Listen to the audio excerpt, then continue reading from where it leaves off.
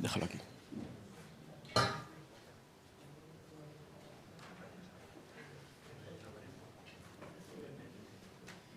Bueno, pues buenos días o buenas tardes de nuevo a todas y a todos. Seguimos en este curso de verano que comenzamos ya ahora con la parte académica sobre las relaciones Unión Europea, América Latina y el Caribe en el marco de las presidencias del Consejo de la Unión Europea y las cumbres Unión Europea-CELAC.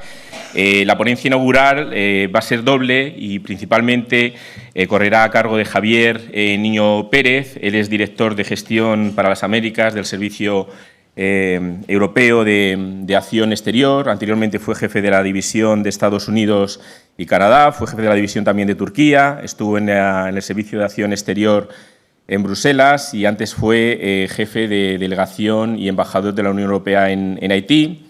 También estuvo en la delegación de Cuba como encargado de negocios y se incorporó a la Comisión Europea en 1994. Tiene una amplia trayectoria en el campo de las relaciones diplomáticas y, bueno, pues últimamente en todo lo que tiene que ver con las Américas dentro del Servicio de Acción Exterior. Él estaba programado para que viniera. Desafortunadamente, la semana pasada pusieron un encuentro ministerial donde se van a tratar temas de América Latina y no podrá estar con nosotros, pero ha accedido a acompañarnos de manera online. Creo que ya lo tenemos dentro de pantalla, con lo cual, si le podemos dar paso, además de agradecerle el poder estar aquí con nosotros, aunque sea de manera virtual, y dedicarnos este tiempo, esperando también que en un futuro próximo nos puedas acompañar de manera presencial. Javier, encantado de saludarte de nuevo y la audiencia es toda tuya. Pues muchísimas gracias, Miguel. Espero que me escuchéis y me veáis bien. Perfectamente.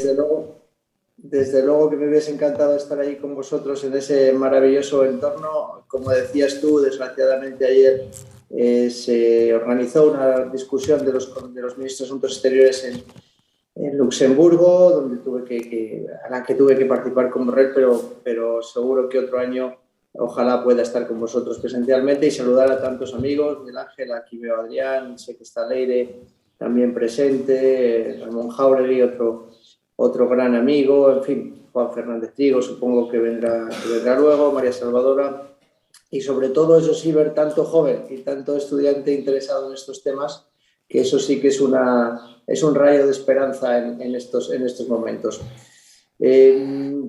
Os hablo desde Bruselas, por supuesto, una nota histórica. Aquí ya sabéis que también cerquita, en el Palacio de Coder, vivió Carlos V, así que nos imbuye el mismo espíritu que tenéis allí. Bueno, Miguel Ángel lo decía muy bien, queridos amigos, estamos aquí en este coloquio tan oportuno, ¿no?, preparado por la Fundación Juste y la Fundación IULAC, en un año clave y a 2 semanas de un gran evento, que es la Cumbre América Latina y el Caribe con la Unión Europea, que se celebrará, ya sabéis, el 17 y el 18 de julio aquí en Bruselas. Bueno, y una cumbre que se realiza prácticamente 25 años después de que lanzáramos lo que se denominó el partenariado estratégico con América Latina y el Caribe en el año 99 en Brasil. Y como os podéis imaginar, algunos de vosotros a lo mejor ni habíais nacido entonces, pero os puedo decir que el mundo ha cambiado mucho desde 1999 a 2023.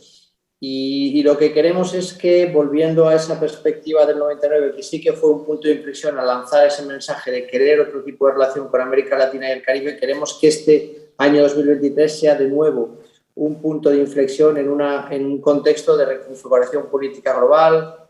Sabéis que afrontamos unos retos sin precedentes derivados de la pandemia, de la guerra del sur de Rusia, y todos hemos tenido, como decimos en Bruselas, que recalibrar la brújula estratégica. Estos eventos, como todos en la vida, siempre tienen aspectos positivos, y uno de ellos es el de darnos cuenta de la importancia que tiene esta región para la Unión Europea, una importancia que probablemente habíamos minusvalorado. Habíamos caído en una cierta inercia y en esa capacidad que tenemos de ser socios naturales, pero insisto, este nuevo contexto, y ahora lo voy a explicar, nos ha hecho replantearnos el formato y la intensidad, sobre todo, de esta relación tan importante. Lo que hemos hecho, y por supuesto Adrián hablaba de la importancia de la presidencia española, pero yo aquí querría resaltar la importancia de la acción del alto representante, de Josep Borrell, y de las instituciones europeas, para dar un nuevo impulso a esta relación. Y realmente, pues como se dice en términos automovilísticos, hemos metido el acelerador desde hace ya 2 o 3 años, ¿no? Retomamos las cumbres ministeriales, fue en Buenos Aires el 27 de octubre pasado. Ahí, por primera vez desde hace 4 años, nos enfrentamos cara a cara, nos enfrentamos en el buen sentido de la palabra América Latina y el Caribe y Europa, y identificamos acciones comunes, hitos próximos, y ahí se decidió organizar esta cumbre en Europa, América Latina y el Caribe después de 8 años. Y esto, evidentemente, esos 8 años se pueden analizar en términos relativos o absolutos, pero lo que está claro es que ha sido una anomalía política e histórica, porque en ese tiempo hemos seguido desde la Unión Europea organizando eventos de alto nivel con todas las regiones del mundo, menos América Latina. De quién es la culpa quizás no es el tema más importante. Por parte de Europa pudo haber una cierta negligencia, por parte de América Latina y el Caribe, lo sabéis, hubo muchos tipos de conflictos políticos, incluido el aspecto divisivo de Venezuela. El caso es que después de 8 años vamos a esta cumbre que está siendo precedida de toda una serie de actividades en el marco multilateral, que entiendo es uno de los temas de este debate, ¿no? En esa carrera hacia la cumbre hemos lanzado una alianza digital tan importante para todos, tan importante para vosotros, los jóvenes, para ver cómo afrontamos ese nuevo mundo digital desde una perspectiva humanocéntrica que respete las libertades fundamentales. También lanzamos eventos de matchmaking alrededor del ámbito farmacéutico en la ola de la pandemia, y hemos organizado recientemente en Costa Rica una reunión ministerial sobre medio ambiente, otro de los grandes temas de presente y de futuro. Todo esto, como os decía, en una ofensiva diplomática sin precedentes. El alto representante a sus 76 años ha viajado 5 veces a América Latina y el Caribe en los últimos meses. El presidente del Consejo Europeo, Charles Michel, se ha desplazado 2 veces a la región para participar en la reunión de jefes de Estado en México el 2021 y Argentina el 2023, un hecho sin precedentes. Y la propia presidenta de la Comisión acaba de llegar de México, Chile, Argentina y Brasil, donde ha firmado toda una serie de instrumentos para cooperar más estrechamente en temas como la diversificación de cadenas de producción de las materias primas críticas, como el litio, o en el ámbito de la energía renovable, como el hidrógeno verde. Y hemos aprovechado para intentar dar un impulso a uno de los grandes ejes estratégicos que todos conocéis, que es el acuerdo con Mercosur.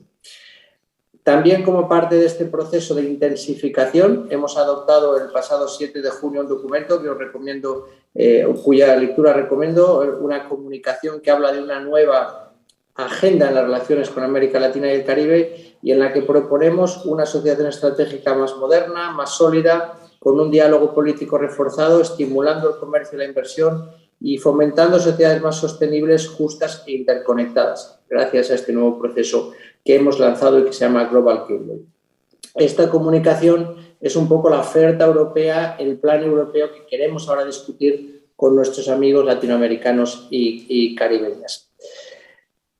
Vivimos en un contexto, sabéis, de emergencia climática, y cuando nos recuperamos, como decíamos antes, de la pandemia y vivimos las ondas expansivas de la guerra de agresión de Rusia, y todo esto pues pone en jaque una serie de elementos importantísimos para el bienestar de nuestras poblaciones: la seguridad alimentaria, los intercambios comerciales y el abastecimiento energético a escala mundial.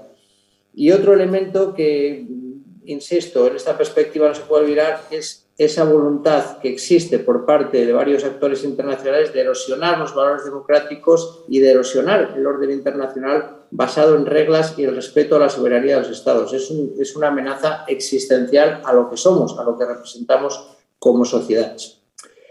Por tanto, un análisis que simplemente se limite a analizar lo que está pasando como un reordenamiento de equilibrios políticos no contribuye a que nos demos cuenta de lo que está en juego. Lo que está en juego, y me vais a permitir que sea un poco dramático, lo que está en juego, insisto, desde una perspectiva también de la juventud, es nuestro modelo de vida. Ese es el que está en riesgo. Un modelo de vida que se basa en la democracia, en que cada cierto tiempo elijamos a nuestros líderes, en que se respeten los derechos humanos, en que la prosperidad y el bienestar sean compartidos por todos, que vayamos hacia un desarrollo sostenible e inclusive, y que mantengamos ese orden internacional que se consagra en Naciones Unidas, basado en la resolución pacífica de los conflictos y en el respeto a la soberanía de los Estados. Eso es ni más ni menos lo que está en juego en estos momentos. Y todo ello, toda esta necesidad de repensar, de reajustar, se ha puesto también de manifiesto hace pocos días en la cumbre para un nuevo pacto financiero global, que, como sabéis, ha tenido lugar en París el 22 y el 23 de junio. Y el objetivo lógico es aumentar la solidaridad financiera con los países más vulnerables. Y aquí hay una serie de reivindicaciones por parte de América Latina y el Caribe que nos parecen muy legítimas. No todos los países hemos tenido los mismos recursos ni compartimos el mismo punto de partida para hacer frente a los efectos de la pandemia y de la agresión rusa. Yo creo que este es un elemento central para, a la hora de afrontar nuestras relaciones con América Latina y el Caribe, una cierta humildad y una cierta lucidez para entender la historia y para entender lo que han sido los procesos de desarrollo económico, político y social en Europa y lo que han sido esos procesos en América Latina, y ver cómo podemos, a través de la solidaridad y de la cooperación, reequilibrar esos procesos.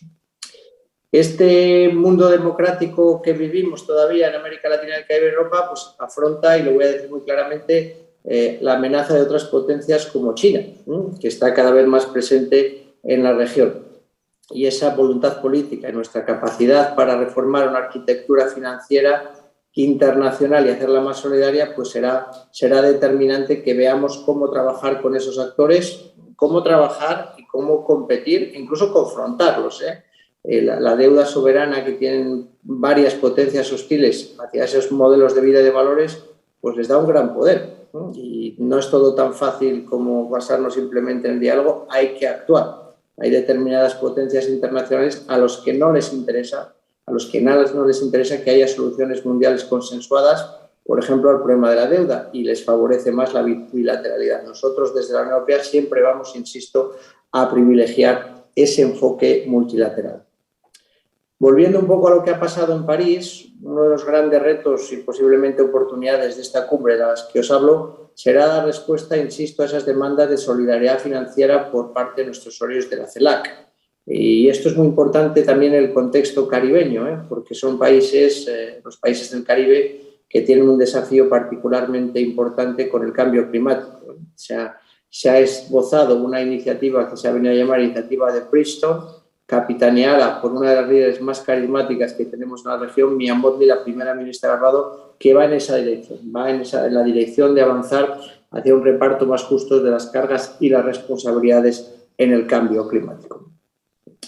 Me gustaría, insisto, insistir en lo que está pasando en nuestras sociedades y ver un poco también el ángulo político. Vosotros en España lo vivimos también, en Europa se vive, en América Latina hay una desafección política hacia las sociedades democráticas. Y aquí no es baladí que determinados actores dediquen esfuerzos y recursos para promover una narrativa que ahonde en la crisis de la democracia, presentándolo como un modelo de parte, y muy conscientes esas potencias de que la vocación de universalidad de los derechos humanos y de los valores democráticos es incompatible con los sistemas totalitarios.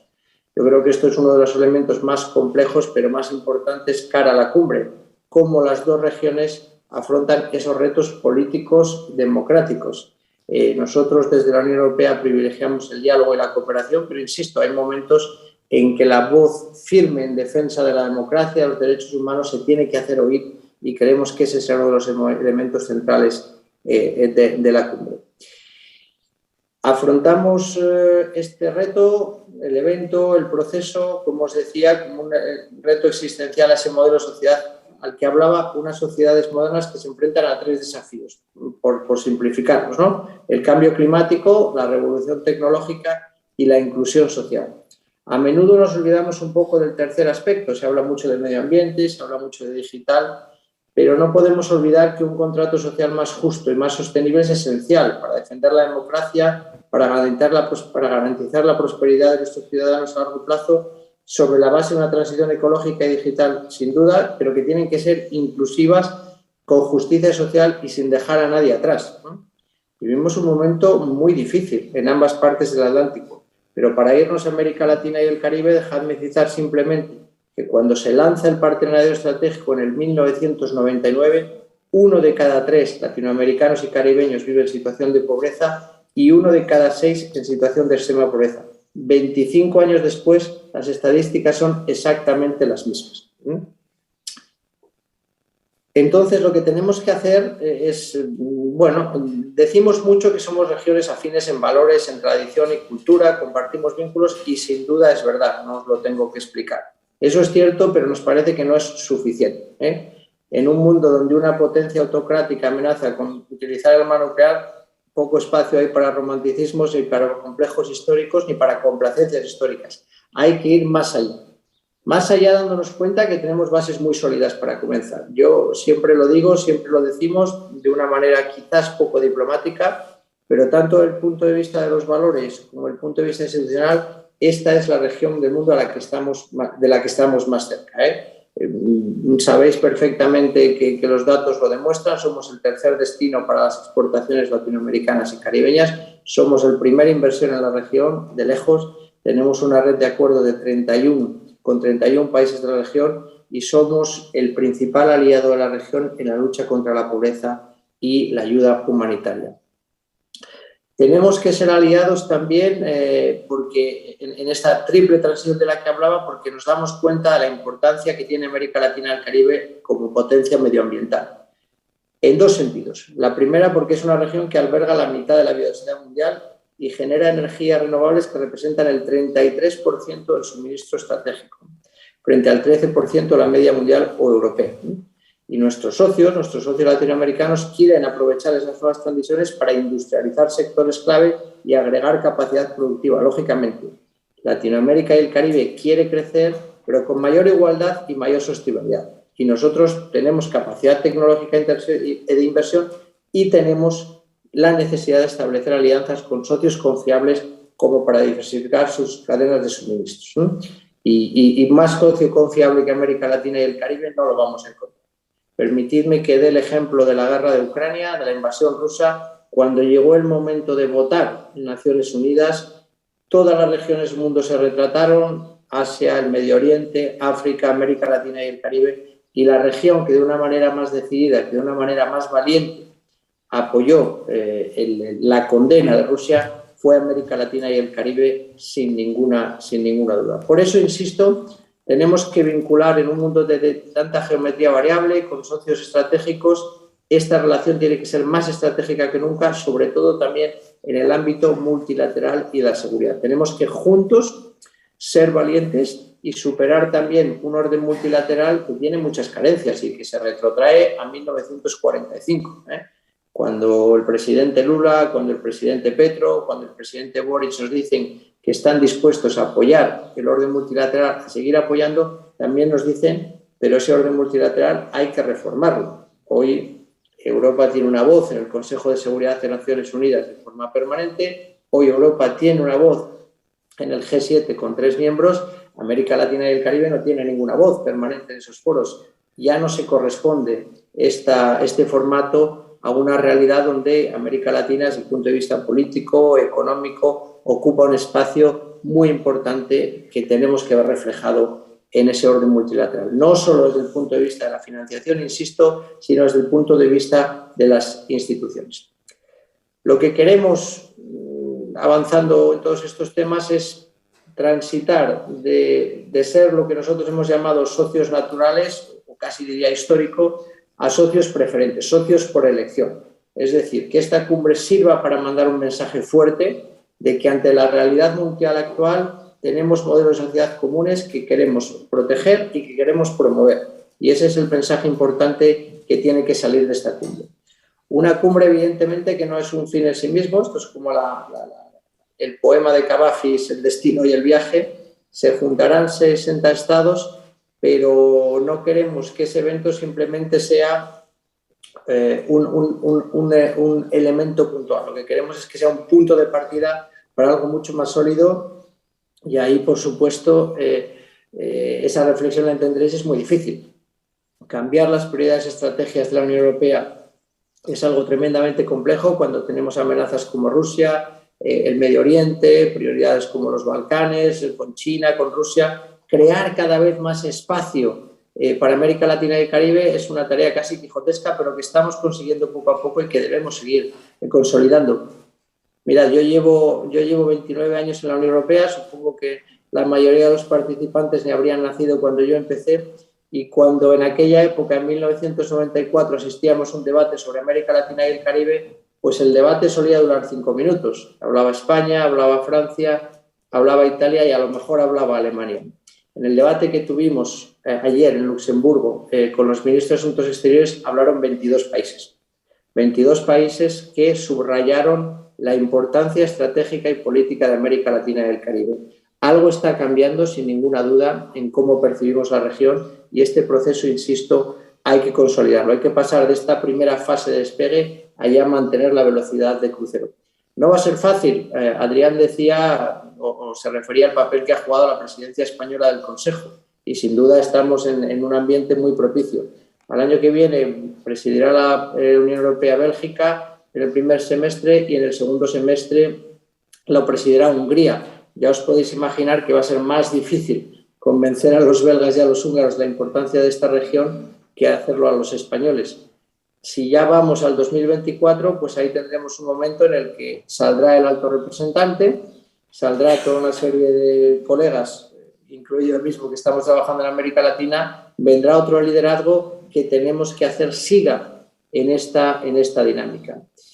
Y más allá de instituciones, más allá de gobiernos y en el ambiente de este curso y con tanta juventud que he creído ver en el público, pues hay un elemento central, que es precisamente la sociedad civil, que es precisamente la juventud. Los más de 230 millones de jóvenes en el uno y en el otro lado del Atlántico que tienen mucho que decir en cómo conformamos esta comunidad transatlántica, en cómo construir ese mundo justo, sostenible y seguro. Y por eso damos mucha importancia a este elemento. En la comunicación del 7 de junio hay todo un capítulo que se denomina Partenariado de los Pueblos, Partenariado de las Sociedades Civiles, que explora vías para integrar esas voces de la sociedad civil, del mundo joven.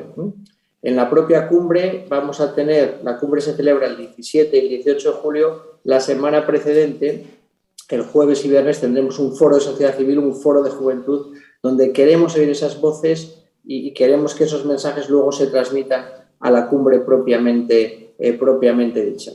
Tenemos, y quiero acabar con una nota optimista, porque en este mundo tan triste por momentos o tan preocupante también, pues el potencial de la relación entre América Latina y el Caribe y Europa es inmenso. Es inmenso y lo sabéis vosotros, cuando uno se traslada de una región a otra, la complicidad, como decía antes, el hecho de que compartimos tanto valores en cómo tenemos que vivir es muchísimo más significativo que cualquier otra región del mundo. Yo creo que tenemos una responsabilidad histórica nosotros, y os paso el relevo, sobre todo vosotros los jóvenes, para que ese potencial se desarrolle de la mayor manera posible. Y que, insisto, no en agosto del 2023, sino en el 2030, 50, 60, veamos que hemos sabido construir esta vez sí una verdadera alianza estratégica entre América Latina y el Caribe.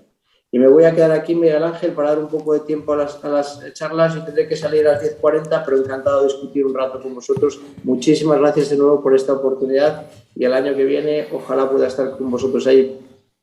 Pues damos un aplauso a Javier. Muchísimas gracias, Javier, por la exposición que nos has hecho. Si podemos compartir la pantalla para que le podamos ver a él también en pantalla. Vamos a pasar a la fase de preguntas. Para tu conocimiento, Javier, hemos distribuido entre los alumnos, habréis recibido por correo electrónico lo que es esa comunicación sobre esa nueva agenda para las relaciones Unión Europea-América Latina, que fue publicada hace unos días. Os hemos enviado también la nota de prensa, donde se resume de alguna manera los principales puntos de esa comunicación. Si bien, bueno, pues la nota de prensa sirve para hacer una lectura rápida, yo os recomiendo intentar leer esa comunicación que vamos a discutir también en los próximos días e ir al detalle, ¿no? Porque en el detalle es donde están, digamos, los secretos de esta comunicación y lo que va a ser el futuro de esas relaciones. Es un momento que tenemos que, creo que, aprovechar para poder preguntar a Javier Niño. Él está en el centro, ¿no?, de esas discusiones y la organización de esa cumbre, y quizás tenéis alguna duda que aprovecho pues, para que desde la audiencia le podéis hacer llegar las preguntas. Mientras podéis levantar la mano, os presentáis, y mientras se rompe el hielo, Javier, a mí me gustaría hacerte un par de preguntas Una es, y bueno, no sé si sabrás o podrás, no si sabrás, pero si podrás contestarme, ¿cuáles son los principales escollos o digamos, temas más calientes que esperáis o sean más difíciles de avanzar en esa cumbre que se está organizando? Y la otra que tiene más que ver con el tema general de este curso, ¿no? Cuando hablamos de las relaciones de la Unión Europea-América Latina en el marco de las cumbres, en el marco, perdón, de las presidencias del Consejo de la Unión Europea. ¿Qué hacer para que el resto de países de la Unión Europea le presten esa atención que hasta ahora, bueno, pues prestamos muy pocos países a América Latina? ¿Estamos ahora mismo en el momento ideal ante esa crisis global que estamos surgiendo? ¿Es la oportunidad perfecta para que realmente otros países o qué podemos hacer para que realmente, hablabas de Bélgica, de Hungría, no sabemos qué prioridades van a tener ahora mismo, pero posiblemente no tengan a América Latina en su agenda. ¿Pero qué podemos hacer para que realmente América Latina esté más en el foco de esas relaciones con Europa? Muy buenas preguntas, Miguel Ángel. Pues mira, escollos, te voy a decir algunos que ya hemos afortunadamente superados y otros que todavía tenemos que superar. Un primer escollo fue el tema de la participación. Ya sabes que hay elementos y países y digamos, ideologías divisivas. Hace unos meses la Cumbre de las Américas organizada por la OEA Estados Unidos fracasó, yo diría, debido a la decisión de no incluir a Cuba, Nicaragua, Venezuela en esa cumbre. Un primer escollo fue convencer a los países europeos de la necesidad de tener una cumbre inclusiva en la que participaran todos los países de la región más allá de agendas ideológicas. No fue un debate fácil, el tema de Cuba, de Nicaragua, Venezuela es muy divisivo en la Unión Europea, pero al final se consideró, a mi juicio, acertadamente, que nuestra voluntad es una voluntad de diálogo, de escucha, de respeto y que incluso con aquellos países con los que puede haber diferencias, la mejor manera de abordarlas es participando en la cumbre. Ese fue un primer escollo.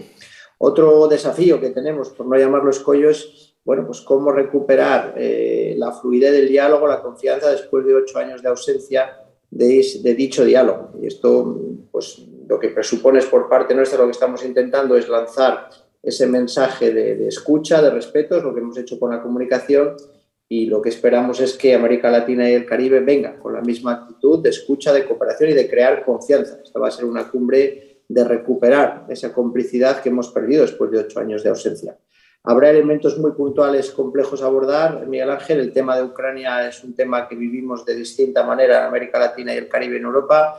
Nosotros entendemos como europeos que son conflictos, son situaciones que no se pueden vivir con la misma intensidad a 10.000 kilómetros de distancia y sin la misma amenaza existencial que representa Rusia para nosotros, pero también creemos que América Latina y el Caribe, como ha hecho hasta ahora, debe, sin ninguna ambigüedad, condenar cualquier tipo de violación al derecho internacional y a la soberanía de los Estados.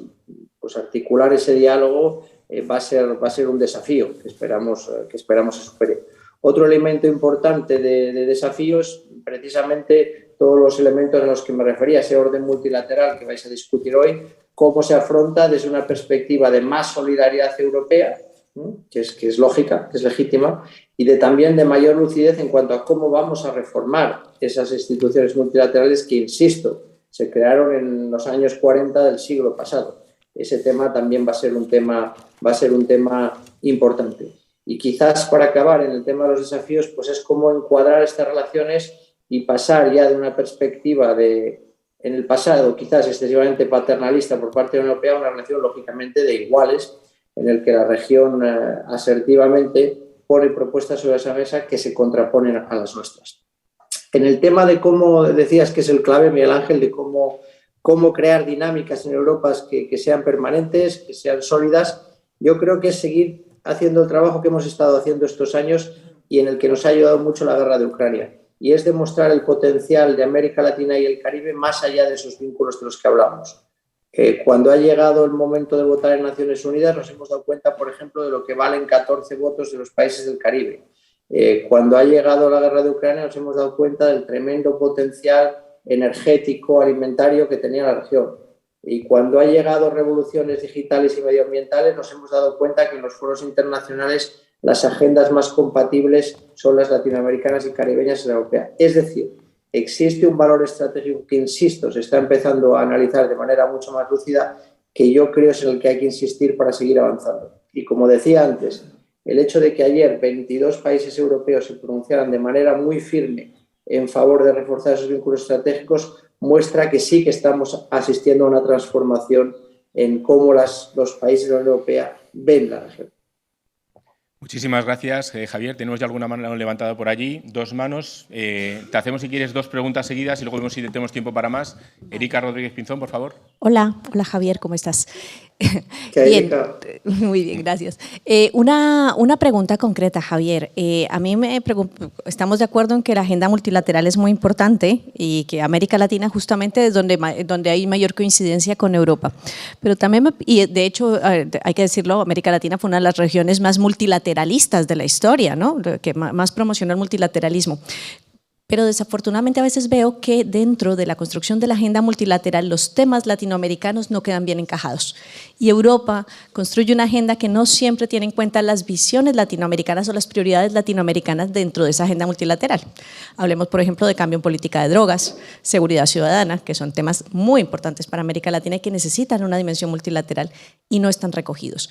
Hablemos, durante muchos años América Latina promovió las ideas de los términos de intercambio, ¿no? Las teas y cepalinas. No hay un modelo, no hay una discusión o una propuesta de un nuevo modelo de desarrollo para las prioridades latinoamericanas.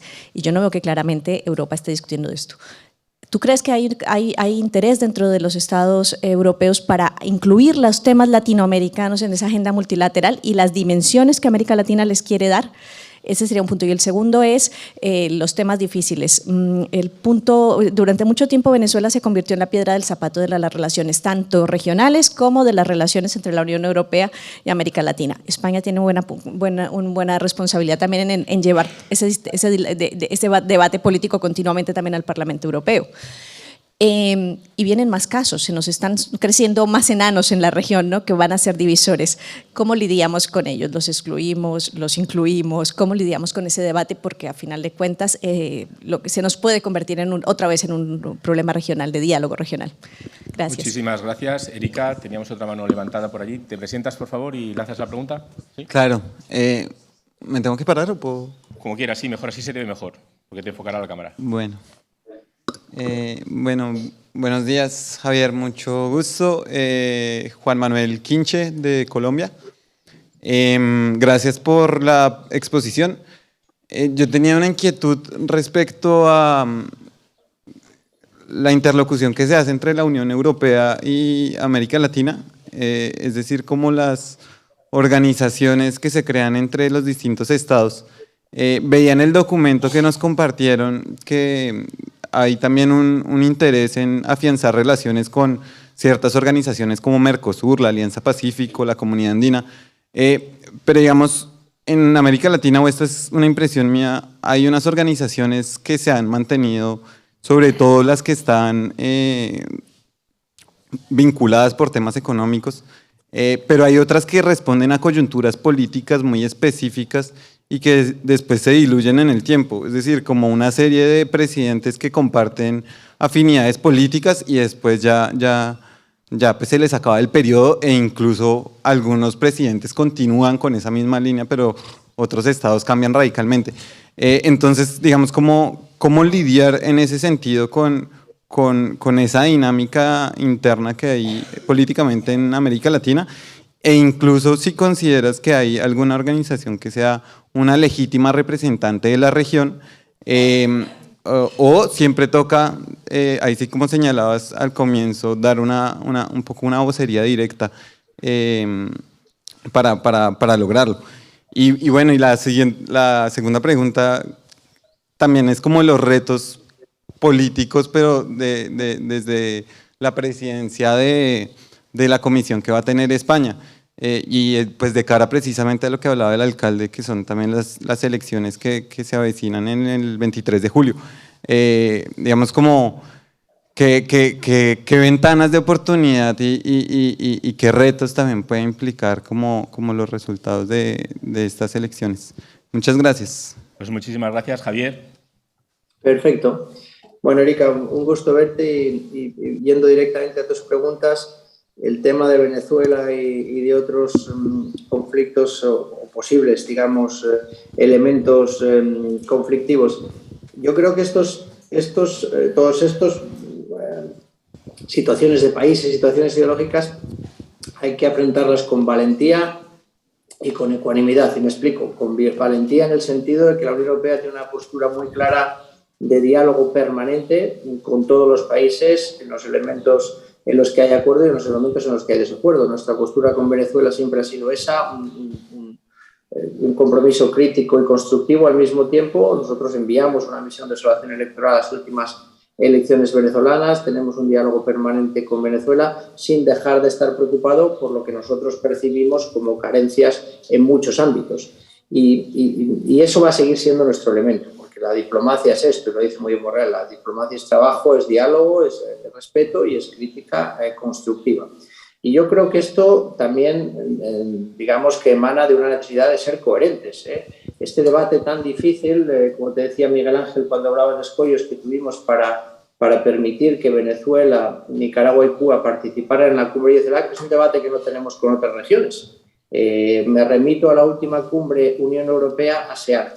Esa cumbre fue copresidida por parte asiático por Camboya, que en términos democráticos es un país que tiene muchísimos desafíos y muchísimas carencias.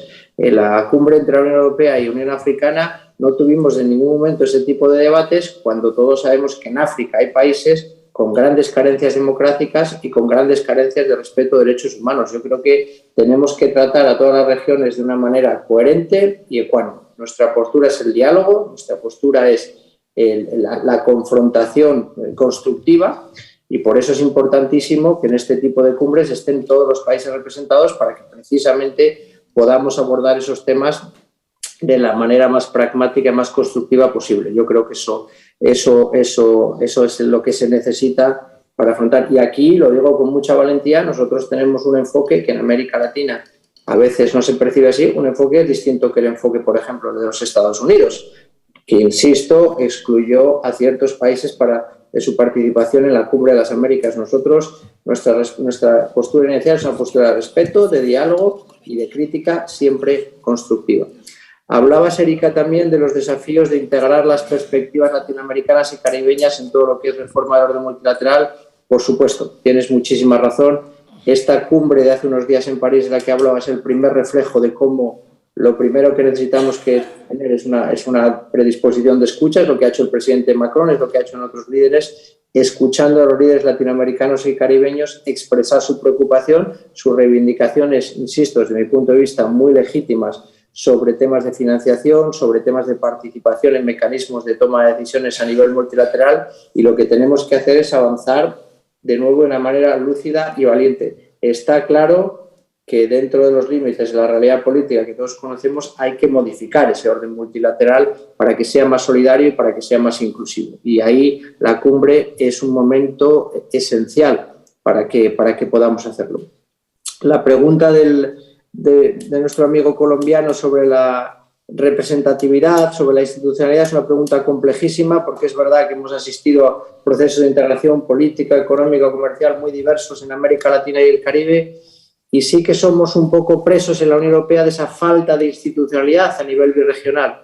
Es decir, nuestro diálogo con la Unión Africana, que es una organización muy compleja con 55 países, realidades sociales, políticas, económicas, mucho más desafiantes que las latinoamericanas, sí que tenemos un diálogo fluido porque existe una institucionalidad por parte de la Unión Africana. Hay una presidencia de la Unión Africana, hay una comisión de la Unión Africana, nosotros tenemos una misión diplomática ante la Unión Africana, y necesitamos ese anclaje.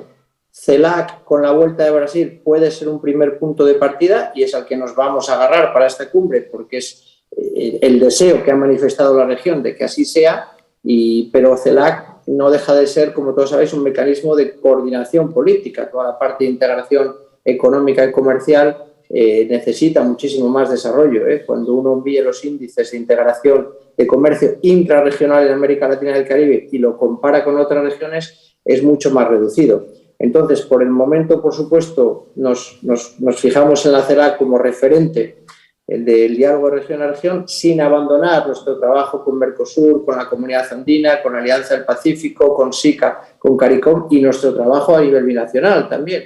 En primer lugar, nuestros dos socios estratégicos, Brasil y México, pero todos los demás países con los que tenemos una relación muy fluida. Uno de los objetivos de la cumbre, y con esto voy a tener que terminar, Miguel Ángel, porque tengo ahora otra reunión, uno de los objetivos de la cumbre es precisamente institucionalizar estas relaciones, crear un mecanismo permanente de diálogo y de cooperación con la región, con reuniones regulares de altos funcionarios, de ministros de Asuntos Exteriores, de jefes de Estado, y ya fijar en la tierra de mi amiga Erika la próxima cumbre, ojalá, si se confirma que Colombia asumirá la presidencia pro tempore CELAC en el 2025, pues fijar ya esa cumbre para primeros del 2025 para evitar esos 8 años que nos han hecho sufrir tanto sin hablar con nuestros amigos latinoamericanos y caribeños. Y con eso tengo que concluir. Muchísimas gracias, Miguel Ángel, Adrián, Fundación Juste, Fundación Librolac y todos los que os habéis escuchado. Y de verdad que lo que dejo es un mensaje muy optimista de una realidad cambiante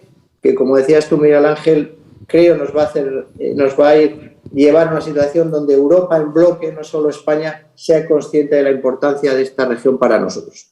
Pues muchísimas gracias, Javier, por tu tiempo gracias y realmente invitarte a que estés con nosotros la próxima vez, quizás presentando esos resultados y que de alguna manera podamos seguir colaborando para organizar cosas juntos aquí en Juste. Muchísimas gracias, Javier. Estupendo. Un abrazo. Muchas gracias. Gracias. Y como complemento a esta ponencia inaugural, tenemos también con nosotros a Adrián Bonilla, codirector de este curso, que además dirige la Fundación ULAC, que es una de las instituciones claves también en esas relaciones Unión Europea-América Latina, con lo cual voy a pasar a darle ya directamente la palabra. Por favor, Adrián.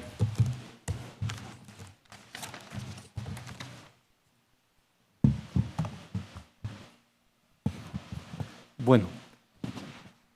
La idea de esta pequeña conversación que vamos a tener esta mañana es tratar de identificar sobre cuáles son los puntos sobre los cuales se va a discutir políticas comunes y eventualmente susceptibles de consenso entre los jefes y las jefas de Estado de América Latina, el Caribe y Europa. Una primera situación que querría enfatizar es que, si bien todos tradicionalmente, desde el sentido común, denostamos continuamente, ¿sí?, nos quejamos de que las cumbres de jefes de Estado tienen grandes declaraciones y que luego no se concretan en políticas públicas. Hay presidentes que llegan a las cumbres y dicen nosotros en cumbres y nuestros países en abismos, en fin. Estas declaraciones, ¿no?, al contrario de lo que eventualmente nosotros podemos pensar, son extraordinariamente importantes porque son cimientos de política pública, son principios de política pública sobre los cuales los estados se comprometen. Que estos principios de política pública se implementen o no depende, claro, de los escenarios domésticos y de las capacidades de movilización de los actores de la sociedad en las dos regiones, en los estados. Pero son compromisos que pueden ser en cada una de las sociedades exigibles. En este sentido, los documentos de cumbres son documentos que, sobre todo desde el punto de vista de los actores sociales, de movimientos sociales, de actores y movimientos políticos también domésticos, son extraordinariamente importantes porque son raseros, son niveles que permiten la exigibilidad en algún momento, ¿no?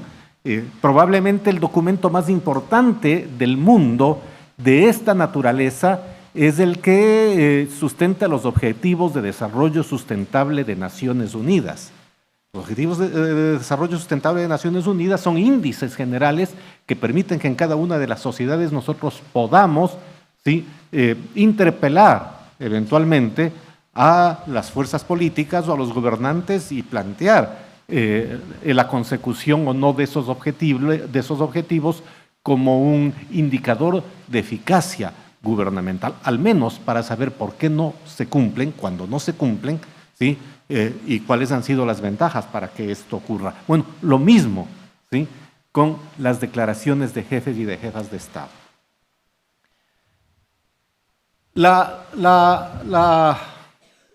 El sentido común, el habla popular, nos ha planteado una retórica permanente a lo largo de las últimas décadas, sobre todo, de la asociación entre Europa, América Latina y el Caribe, levantada sobre un discurso de intereses y valores comunes. Esto es parte prácticamente de todas las premisas que sustentan la relación.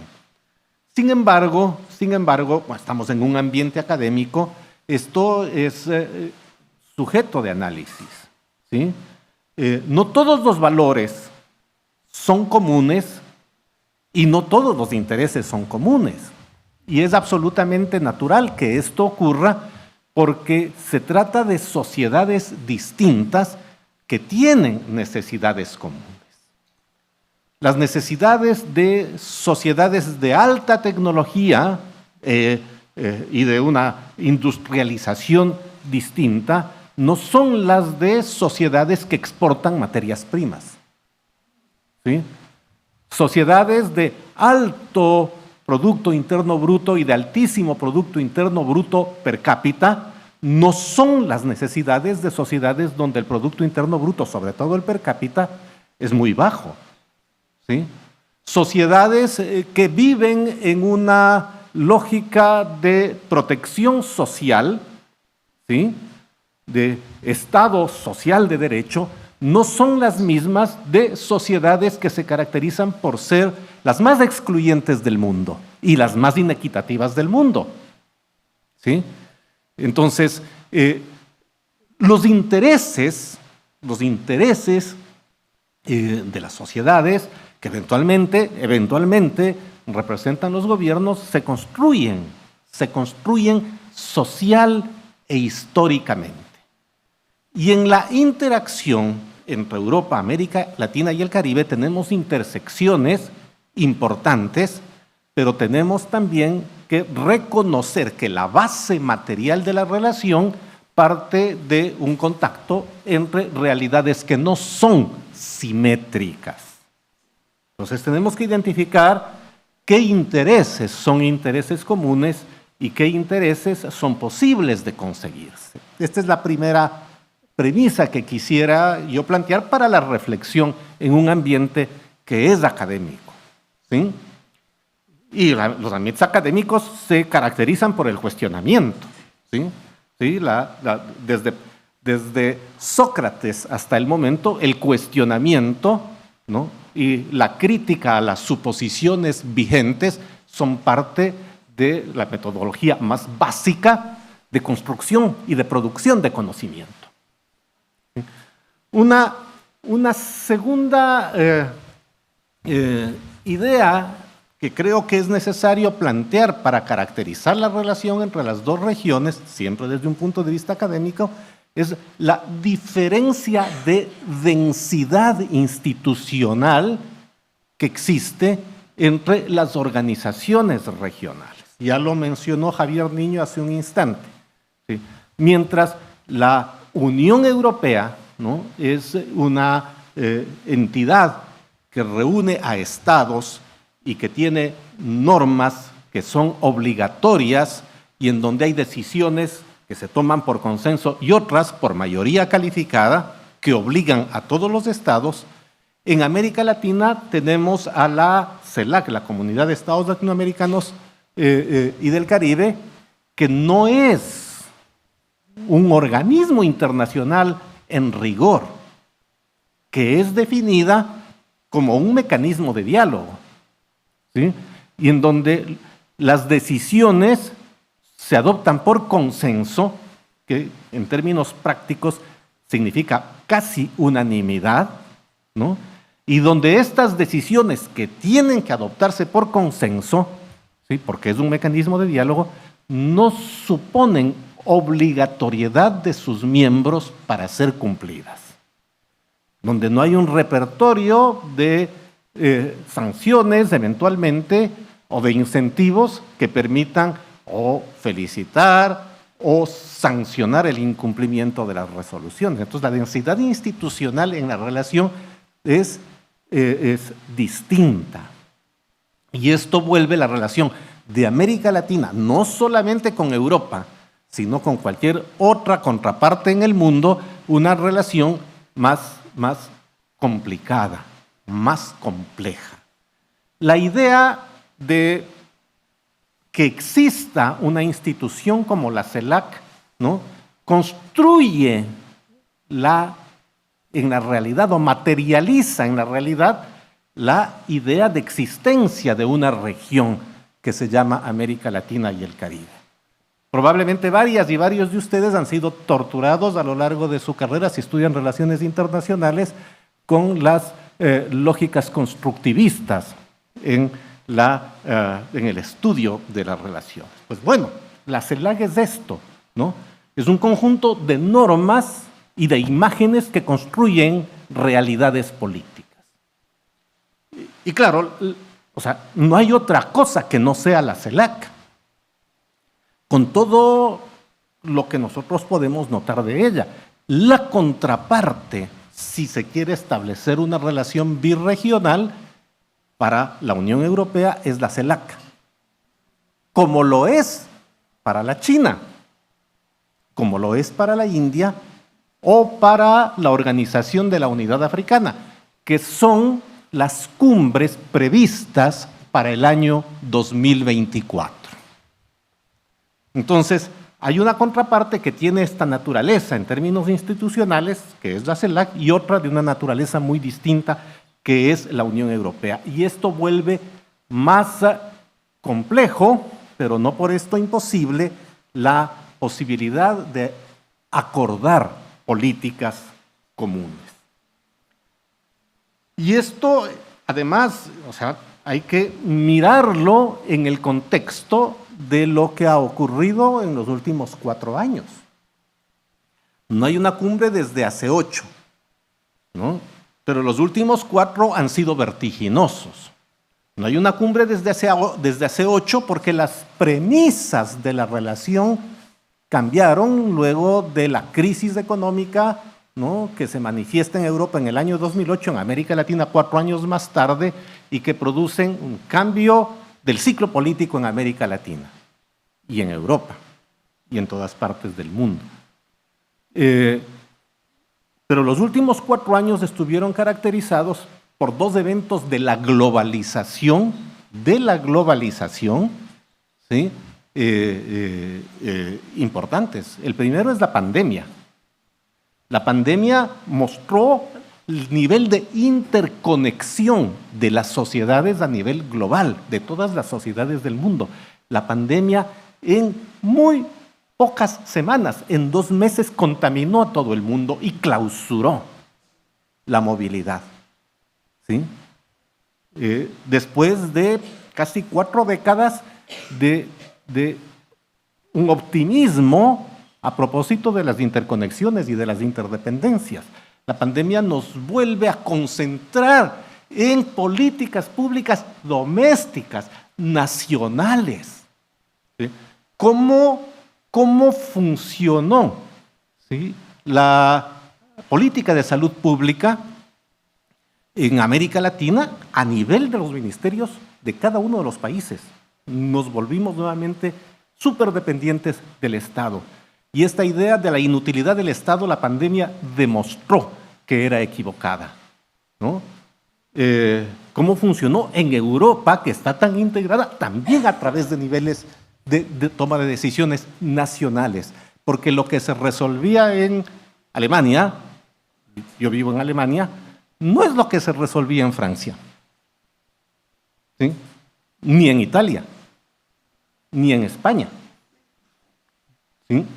Las políticas eran similares. Cómo funcionaba en cada uno de los países nos mostraron que este evento de la globalización volvió a poner, ¿no?, antiguas suposiciones nuevamente, de nivel teórico, nuevamente en el tablero de aquello que hay que fijarse. Y el segundo evento, ¿no?, de la globalización también importante es la invasión rusa a Ucrania.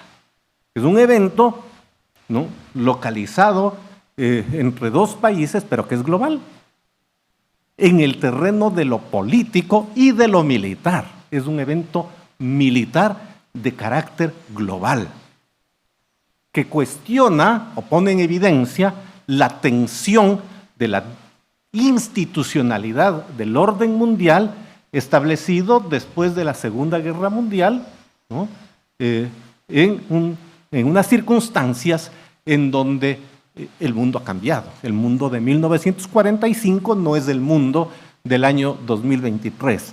Las potencias de 1945 no son las potencias del año 2023. La economía global de 1945, más aislada, no es la del año 2023. En estos momentos tenemos al menos 2, si no 3 polos, nodos, ¿no?, para aquellos que están y aquellas que están familiarizadas con la teoría de la dependencia, 3 centros globales, ¿no? Uno, el tradicional del Atlántico Norte, ¿no?, otro, el del Asia del Pacífico, y otro que se está construyendo en el Océano Índico. 3 centros globales y una periferia que es también global. No es el mundo del año 1945. Y en este contexto, que se vuelve tan evidente en los últimos 4 años, ¿sí?, es que tenemos, ¿no?, la posibilidad de tener una nueva cumbre entre América Latina y el Caribe. 2 ideas, ¿no?, es de interés para las 2 regiones. Desde el lado europeo, porque ha definido como una estrategia de largo plazo, Dios mío, la imagen de buscar autonomía geopolítica, ¿no? Desde el lado latinoamericano, no sé si es que el pito es porque estoy diciendo tonterías o porque se me acaba el tiempo, y desde el lado latinoamericano porque la opción de todos los países latinoamericanos en este mundo es diversificar posibilidades de relacionamiento, ¿no? No solamente con los Estados Unidos, no solamente con Europa, no solamente con China, tener varias opciones, ¿sí? En lógicas de asimetría, las economías con menos posibilidades de impactar globalmente requieren más opciones para mejorar sus capacidades, no solo de negociación, sino de presencia global. Y no, o sea, en la comunicación que ustedes han recibido están los temas en donde es posible lograr consensos. Asociación política, sí, pero es una asociación política no exclusiva, no es un noviazgo monogámico, el de América Latina y Europa. No hay monogamia, ¿sí? Comercio, ¿sí?, desde la lógica de América Latina y el Caribe, comercio justo, ¿no?, que supone cadenas de valor de otra naturaleza y no exportación simplemente de bienes primarios energéticos o agrícolas sin que haya valor agregado. Desde el lado europeo, la idea del Global Gateway, ¿no?, que es la respuesta europea todavía en construcción a la nueva ruta de la seda, pues básicamente es cómo organizamos el comercio mundial desde nuestras posibilidades, y las transiciones ecológicas, digitales, la idea de crecimiento sostenible, a la que se añaden los temas de seguridad, derechos humanos y Estado de Derecho, la posibilidad de pelearse por el tipo de régimen vigente en un país de una u otra región no es tan alta en esta cumbre como la que era hace 10 años, ¿no? Y pues desde el punto de vista europeo, ¿no?, una agenda común también, pero muy, muy importante en Europa, es la de inclusión de juventud, ¿no?, que bueno, tiene que ver con las propias dinámicas estructurales de la economía y los regímenes de seguridad social. Me quedo ahí antes de que cometa más indiscreciones.